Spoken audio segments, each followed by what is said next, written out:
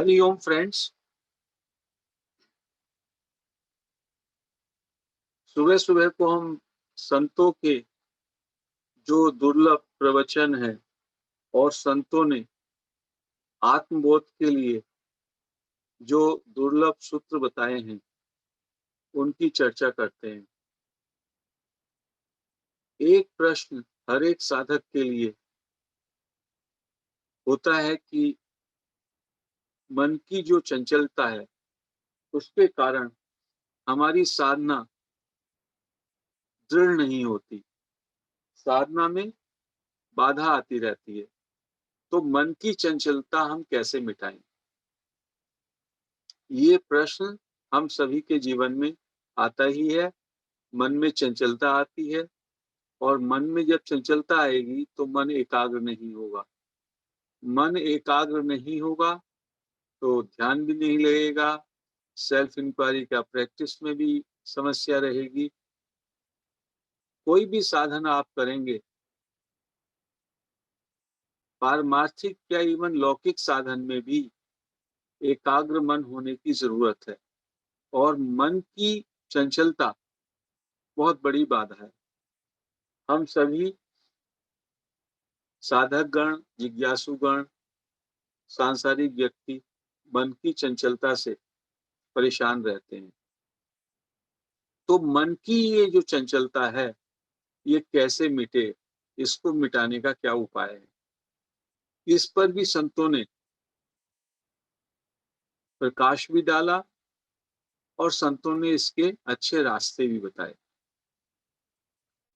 तो संतों ने कहा आप अपने मन को देखें, मन में क्या चल रहा होता है। मन में जो बातें बीत गई, चाहे वो आपके बचपन की हो, शैशव काल की हो, युवावस्था की हो, प्रौढ़ावस्था की हो, जो भी भूतकाल है, भूतकाल की तमाम बातें, तमाम घटनाएं वो आपको याद आती हैं। उससे मन आपका जो है चंचलता में जाता है।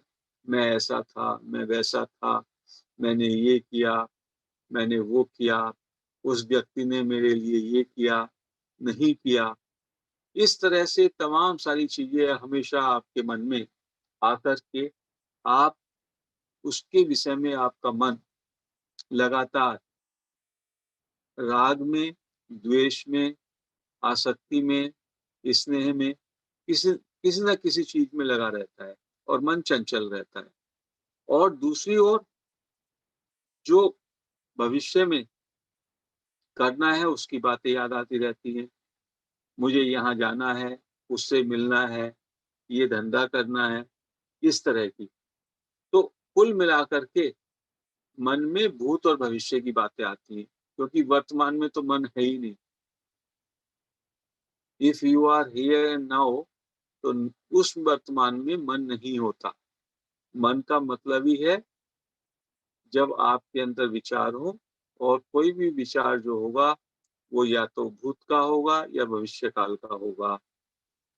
तो इस चिंतन को, जो ये मन में चलता है, ये चिंतन, भूतकाल का चिंतन या भविष्य काल का चिंतन, इसको कैसे मिटाएं?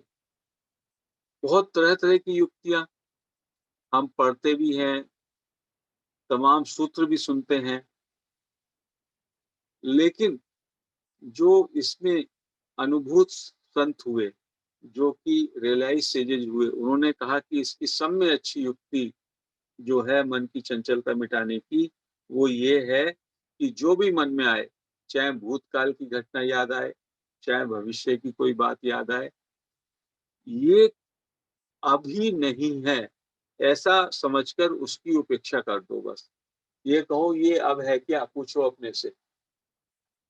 आपके बचपन की कोई बात है, किसी से लड़ाई झगड़े की बात है, अभी है क्या? ये अभी नहीं है। ये बात, ये घटना, ये परिस्थिति, ये तो हो गई, बाईगॉन इज बाईगॉन, अभी नहीं है। तो ये अभी नहीं है, इसको पक्का कर लें अपने उसमें और उसकी उपेक्षा कर दें, उससे तटस्थ हो जाएं, न्यूट्रल हो जाएं उससे। तो इसके बाद जब बार बार आप इसी बात को कहेंगे, जब भी कोई चीज आपके मन में आती है और आप उसमें फंस जाते हैं, तो पूछें क्या ये अभी है? अभी नहीं है। अभी नहीं है तो पॉइंटलेस है। जो गया तो वो गया। Bygone is bygone. क्योंकि इस मोमेंट में भूतकाल का हम सर्वथा अभाव है। भूतकाल क्या अभी है? भविष्य क्या अभी है? नहीं है। तो ये जो भी आपका चिंतन है, ये पॉइंटलेस है। तो जब इस क्षण में भूतकाल का अभाव है, तो भूतकाल से जो संबंधित घटनाएं, परिस्थिति आप याद कर रहे हैं, उसका भी अभाव है। अब बात उठती है, आगे बताया संतों ने कि जो भूतकाल की घटनाएं हैं, वो दो तरह की होती हैं उसमें। एक तो ऐसी घटनाएं, ऐसी स्थितियां हैं जब हमने भोगों को आसक्ति पूर्वक भोगा पास्ट में, और एक ऐसे ही हमने कुछ सुन लिया, देख लिया, पढ़ लिया और छोड़ दिया। तो कहते हैं कि हमारा जो मनोराज्य है, जो हमारा मन है, उसका जो दायरा है, उसके भी दो भेद बताए। एक है मंद मनोराज्य, ढीला, और एक है तीव्र। तो जो बिना भोगे हुए भोग हैं, जिनकी केवल ऐसी चर्चा हुई, कहीं आपको जाना था, किसी से मिलना था पास्ट में, मिलने से अच्छा होता, आप ना कर पाए, वगैरह वगैरह, वो तो मंद मनोराज्य हैं। वो जब अभी नहीं है ऐसा कहेंगे तो वो तो एकदम शीघ्र ही वो लुप्त हो जाएंगे, विलीन हो जाएंगे। और एक है भोगे हुए भोग, वो कहते हैं तीव्र मनोराज्य, जिसमें आपने किसी के साथ आपके व्यक्तिगत संबंध रहे, या बहुत आपने भोगा, जैसे आपका पैसा है, धन है, सामग्री है, यश है, उसको कमाया पास्ट में। मैं मंत्री था, मैं एक ऑफिसर था, मेरी क्या बात चलती थी। अभी आपको लगता है अभी तो वो नहीं है। जब आप बाहर निकलते हैं, आज आपकी मान प्रतिष्ठा ना रही, आप हमेशा उसी में रहते हैं, उद्विग्न रहते हैं। तो कहते हैं जो इस तरह के भोग याद आते हैं, वो तीव्र मनोराज्य होता है। भूतकाल की चीजें आपको बार बार याद आती हैं। आपका शरीर इतना सुंदर था, हर एक व्यक्ति आपके सौंदर्य की चर्चा करता था, आज क्या स्थिति हो गई। बच्चे, सब लोग मेरा कहा मानते थे, आज कोई नहीं सुनता। ये तमाम सारी चीजें जो होती हैं, तो ये तीव्र मनोराज्य में आती हैं। तो जितना भोग आपने मजबूती से उस समय में अपना धन, अपना शरीर, अपना दौलत, अपनी पद प्रतिष्ठा को जितने आसक्ति के साथ उस समय भोगा होगा आपने, उतना ही आपको ज्यादा स्मरण रहेगा उसका, और वो जल्दी से नहीं मिटता, तीव्र मनोराज्य। तो इसको कैसे मिटाएं? कहते हैं इसको भी मिटाने का तरीका तो वही है कि वो अभी नहीं है, अभी है ही नहीं। जो पास्ट था, बीत गया, अब है ही नहीं, ऐसा मान करके उसके प्रति उपेक्षा का भाव करें, तो धीमे धीमे वो समापन हो जाएगा। तो संतों ने इसका एक उदाहरण दिया। उन्होंने ये उदाहरण दिया कि कुत्ते के शरीर में एक तो घाव होता है, कुत्ते के शरीर में एक घाव होता है, और वो उसको जीभ से चाटता है अपने, और उसके जीभ की जो लार होती है, उसके जीभ की जो लार होती है, उसमें ऐसी शक्ति होती है कि चाटते चाटते घाव मिट जाता है। और एक बंदर के शरीर में घाव होता है, और वह उसको बार बार कुरेदता है, उससे वो घाव मिटता नहीं। कुत्ता अपने घाव को चाटता है, उसके से लार निकलती है जीभ से, उससे चाटने से, बार बार चाटने से घाव मिट जाता है। और बंदर अपने घाव को कुरेदता है, उससे घाव मिटता नहीं और बढ़ जाता है। तो एक है चाटना और एक है कुरेदना। तो कहा बार-बार याद करना किसी चीज को और उसको मिटाने की चेष्टा करना।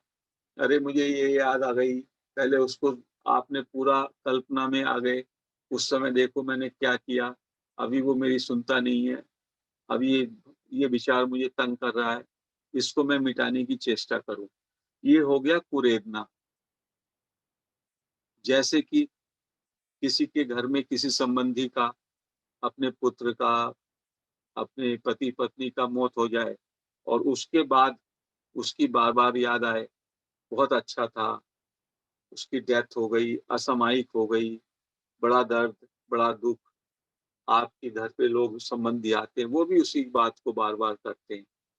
और फिर ये भी कहते हैं और मन आपका कहता है, "अरे! इसे भूल जाओ, अब तो बायगॉन इज़ बायगॉन।" तो कहते हैं ये कुरेदना है। इससे उस तीव्र मनोराज्य में उस संबंध के प्रति आपके आपका जो मन पिघला हुआ है, वो ठहर ना पाएगा और इस कुरेदने से आपकी चंचलता बनी रहेगी। और एक है चाटना, चाटना है अभी नहीं है, वो चला गया, हो गया अब, वो भूतकाल है, अभी इस समय वो नहीं है। तो जब हम उसको उसका चिंतन करते हैं, उसकी उस घटना का, उस परिस्थिति का चिंतन करते हैं और फिर उसको मिटाने की चेष्टा करते हैं, ये हो गया कुरेदना। इसमें घाव और बढ़ जाता है और ज और जब हम कितना भी काम, क्रोध, लोभ, मोह, आसक्ति हुई, कैसा ही भोग भोगा, हम ये मान लें अब तो ये है ही नहीं। वास्तव में तो उस समय भी नहीं था। हम हमारी यदि विज़डम बढ़ रही है तो हम माने कि वो तो संयोग और वियोग का जो हमने कल कहा था कि वो तो उस समय भी नहीं था, उसका अभाव था। हमको केवल आसक्ति के कारण, भोग आसक्ति के कारण उसकी सत्ता दिखाई दे रही थी। नहीं तो वो अनित्य था, असत्य था, असत था और आज तो है ही नहीं। तो यदि हम ऐसा मान लें, तो ये मान लीजिए कि जो व्यक्ति एक समय में हमको मिले, जिनसे हमारा मोह था, आसक्ति थी, अभी ना तो वो व्यक्ति हैं, ना वो देश है, ना वो काल है, ना वो अवस्था है, ना वो परिस्थिति है। और जितनी दृढ़ता से हम अभाव को मान सकें और फिर अभी है नहीं और उसकी उपेक्षा कर दें, ना उससे राग करें, ना उससे द्वेष करें, तटस्थ हो जाएँ। तो इस तटस्थता में जैसे-जैसे आप आते रहेंगे, तो धीमे-धीमे भूतकाल की बातें सब खत्म हो जाएँगी और भविष्य काल को whenever that thing happens comes then it will be taken care of. अभी क्या करना उसको, अभी इस क्षण में शांति से रहें, हू एम आई से सेल्फ इंक्वायरी में जाएँ, चुप हो जाएँ, बार-बार मौन हो जाएँ। अभी नहीं है, ऐसा करके विचारों से मुक्त होकर के तटस्थता में आ जाएँ, उपेक्षा कर दें। यहाँ तक कहा एक संत ने जो विचार आते हैं, ये माने ये विचार आ नहीं रहे, ये विचार जा रहे हैं, ये विचार मुझसे जा रहे हैं, उनकी उपेक्षा कर दें और अपने हैपन में, अपने स्वरूप में चुप साधन के माध्यम से हम लौट आएँ, तो उससे धीमे-धीमे हम अपने सत्य में, अपने नित्य स्वरूप में स्थित होने लगेंगे। तो हमको जो हमारे चित्त को जो पिघलाने वाले हैं, मेल्ट करने वाले हैं, वो क्या-क्या हैं? वो है काम, क्रोध, भय, स्नेह, हर्ष, शोक, दया। ये 6 या 7 तत्व हैं, कारक हैं, काम, क्रोध, भय, स्नेह, हर्ष, शोक, दया। इससे जो चित्त रूपी जो हमारा भूमि है या लाख है, वो द्रवित हो जाता है। आप देखेंगे कामना कोई उठती है, वो भी पीछे कभी भोग किया होगा आपने, उससे रिलेटेड होगी या किसी ने कल्पना में कोई चीज बताई होगी। क्रोध क्यों आता है? आपकी कोई स्थिति थी, वो अनुकूल ना रही, आप अनुकूल स्थिति चाहते हैं, वैसी ना बन रही है तो क्रोध आता है। डर किस बात से होता है?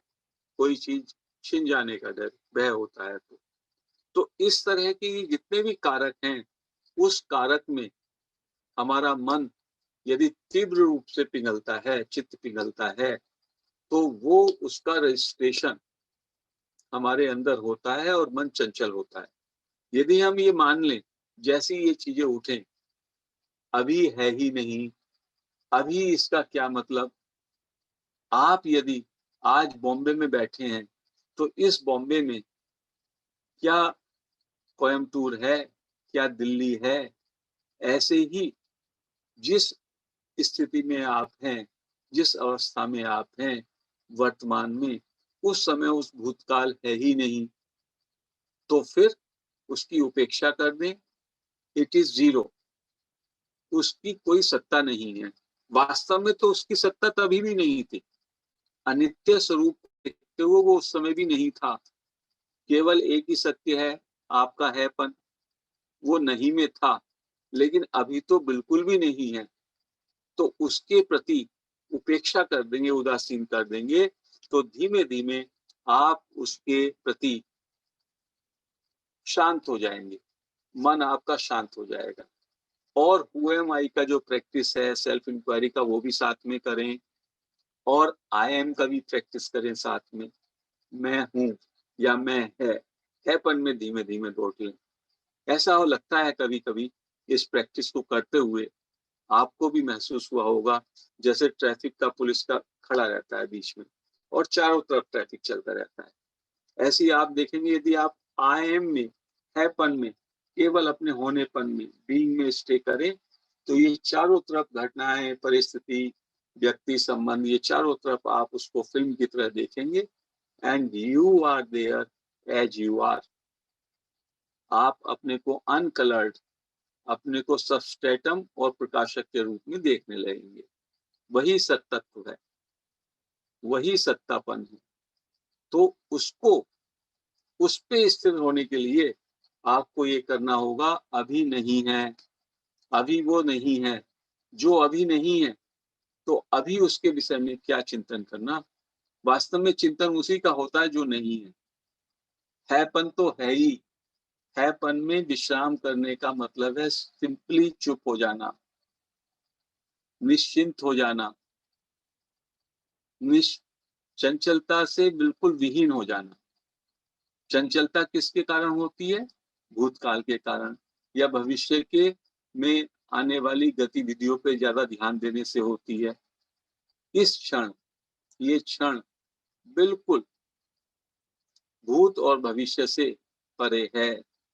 वास्तव में वर्तमान के लिए एक बात और जो महान संतों ने बताई, कि वर्तमान काल है ही नहीं, वर्तमान काल नहीं है, भूत और भविष्य काल की संधि को ही केवल वर्तमान काल कहते हैं। अन्यथा वर्तमान क्या है? वर्तमान ही आपका स्वरूप है। वर्तमान सत्ता, स्वरूप का दूसरा नाम वर्तमान है। यदि वर्तमान की अलग, इसके अलावा काल के रूप में, कालखंड के रूप में वर्तमान नाम की कोई चीज होती तो वो टिकती। वर्तमान तो टिकता ही नहीं है। जो भी क्षण है वो भूतकाल हो जाएगा या भविष्य काल होगा, उनका संधि काल है। तो वास्तव में ये कहना भी कि काल के रूप में, समय के रूप में कोई वर्तमान है, वर्तमान है ही नहीं, क्योंकि वो ठहरता ही नहीं है।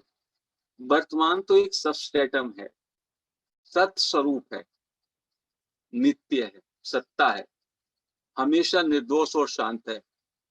तो भूत, भविष्य और वर्तमान, ये तीन केवल व्यवहारिक भाषा में कहे गए हैं। तीनों कालों को छोड़कर जो उसकी सत्ता है, जिससे वो सत्ता उठती, उस सत्ता से ये तीनों, भूतकाल, भविष्य काल और उसका संधि काल, तीनों पैदा होते हैं। लेकिन जो वर्तमान वास्तव में है वो सत्य स्वरूप हैपन ही है। और जैसे ही इस बात का आपको अनुभव हो जाएगा, आप हमेशा हमेशा सत स्वरूप में, है रूप में, उस वर्तमान में ठहरने लगेंगे जहां पर मन की चंचलता ना रहेगी, जिसको महर्षि ने कहा मनोलय, मन का विलीन हो जाना, या मनोनाश, मन का नाश हो जाना।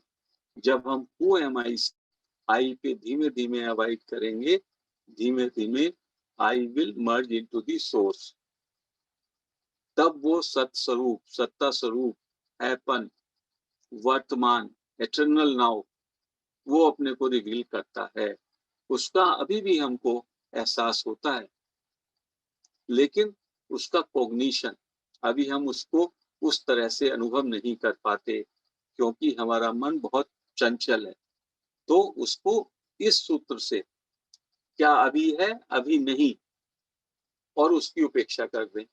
जो अभी नहीं है उसको क्या चिंतन करना, उस पर क्या चर्चा करना। एक भी जो पल निकल गया वो अभी नहीं है। जो नहीं है उसको नहीं देखना, जो है उसको देखिएगा, उसमें स्थिर होना, वही तो परमात्मा का तत्व है। और जो अभी है, जो है, वही हमेशा था, और जो अभी नहीं है वो पहले भी नहीं था, उसकी उपेक्षा कर दें। बस इतना ही जो है तत्व ज्ञान है। तो इस तरीके से आपकी मन की चंचलता कम होगी, आपके अंदर तटस्थता आएगी, आपके अंदर बहुत गहन शांति और मौन घटेगा, और चुप साधन आपके लिए सहज हो जाएगा। उसको कहा संतों ने सहज समाधि। तो आज हम इस चर्चा को यहीं पर विराम करते हैं। हरि ओम।